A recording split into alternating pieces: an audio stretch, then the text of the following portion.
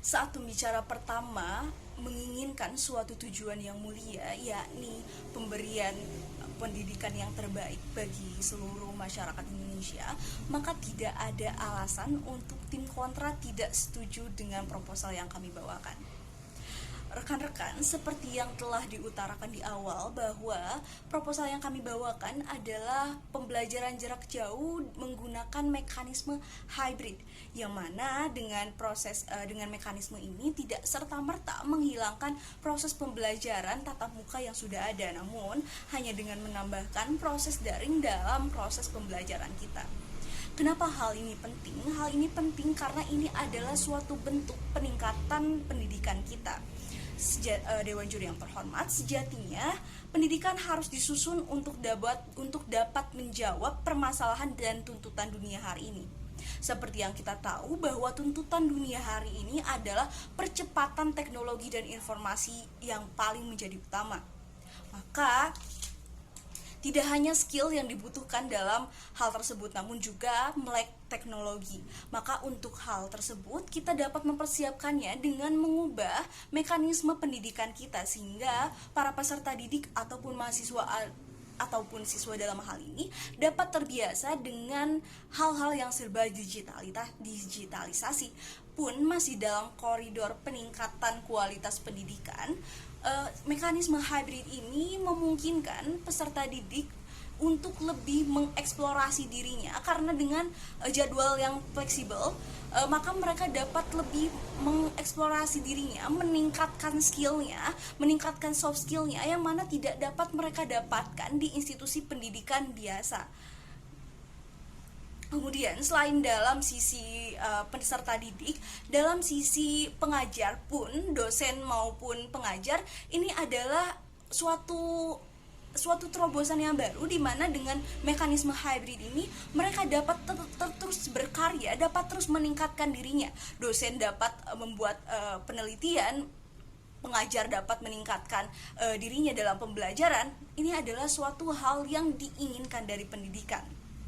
Oleh karena itu, kami tetap pada posisi kami, yakni kami setuju dengan proses pembelajaran jarak jauh secara permanen dalam proses pembelajaran di Indonesia. Terima kasih. Baiklah Dewan Juri yang terhormat, saya akan menyampaikan beberapa sanggahan-sanggahan saya terkait dengan apa yang telah disampaikan oleh pihak oposisi, sekaligus mengoreksi beberapa policy-policy yang telah disampaikan oleh pihak oposisi. Dewan Juri yang terhormat, tampaknya pihak oposisi kali ini belum memahami hakikat dari permasalahan dalam mosi kita kali ini. Pihak oposisi menolak proposal yang kami bawa dengan dalih tidak semua daerah di penjuru wilayah memiliki akses internet yang memadai. Namun Dewan Juri yang terhormat, kita perlu mengetahui satu fakta bersama, bahwasanya permasalahan terkait infrastruktur sudah mendarah daging dari dulu dalam proses penyelenggaraan pendidikan di negara ini. Dan juga permasalahan terkait infrastruktur ini sudah menjadi PR yang besar sedari dulu dalam seluruh lini kehidupan.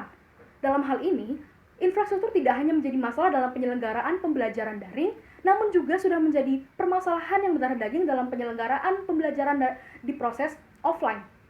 Kita santar mendengar kabar dari media bahwasanya terdapat siswa-siswa yang harus menempuh perjalanan selama berkilo-kilometer untuk bisa sampai ke sekolah mereka. Kita juga mendengar berita bahwasanya terdapat siswa yang harus meregang nyawa untuk menyeberangi sungai agar dapat ke sekolah mereka.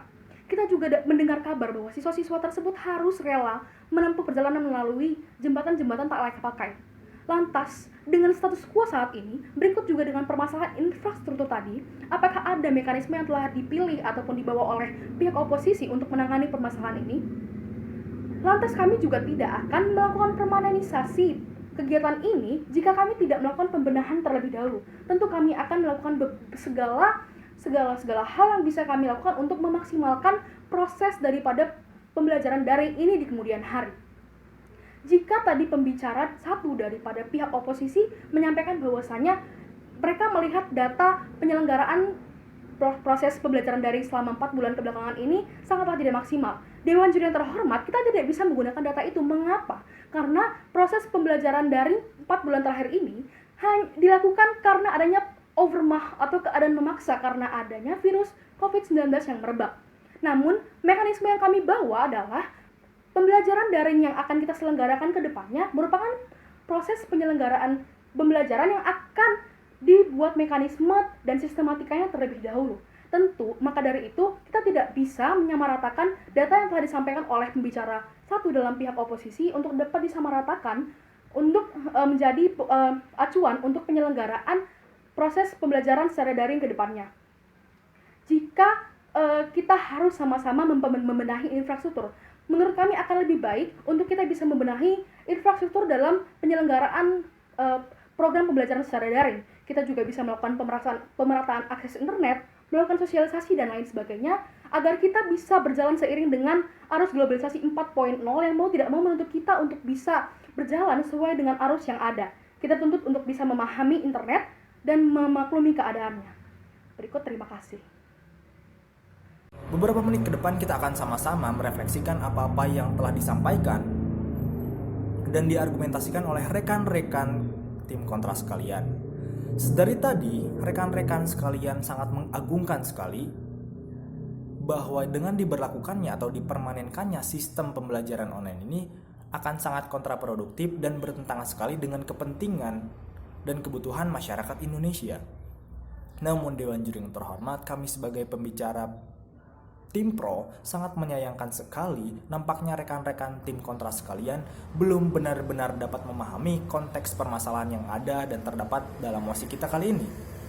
Seperti yang telah disampaikan oleh pembicara pertama saya tadi, bahwa sistem pembelajaran daring merupakan sebuah sistem pembelajaran yang menyertakan teknologi di dalam proses pembelajarannya. Dengan demikian, pengertian dipermanenkannya sistem pembelajaran daring di dalam sistem pendidikan Indonesia memiliki arti bahwa kita sama-sama sepakat dan setuju bahwa sistem penyertaan teknologi di dalam mekanisme pendidikan kita merupakan salah satu upaya yang bisa kita tempuh untuk efisiensi sistem pendidikan nasional kita.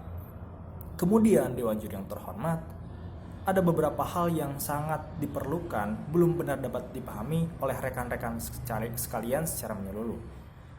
Pertama, dari tadi, rekan-rekan sekalian mempermasalahkan sistematika pembelajaran yang tidak efektif di era COVID-19 ini.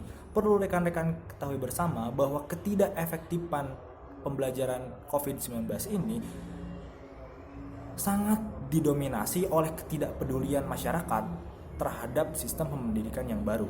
Dengan demikian, kita tidak lantas bisa menyalahkan bahwa permasalahan ketidakefektifan adalah dari pembelajaran daring itu sendiri.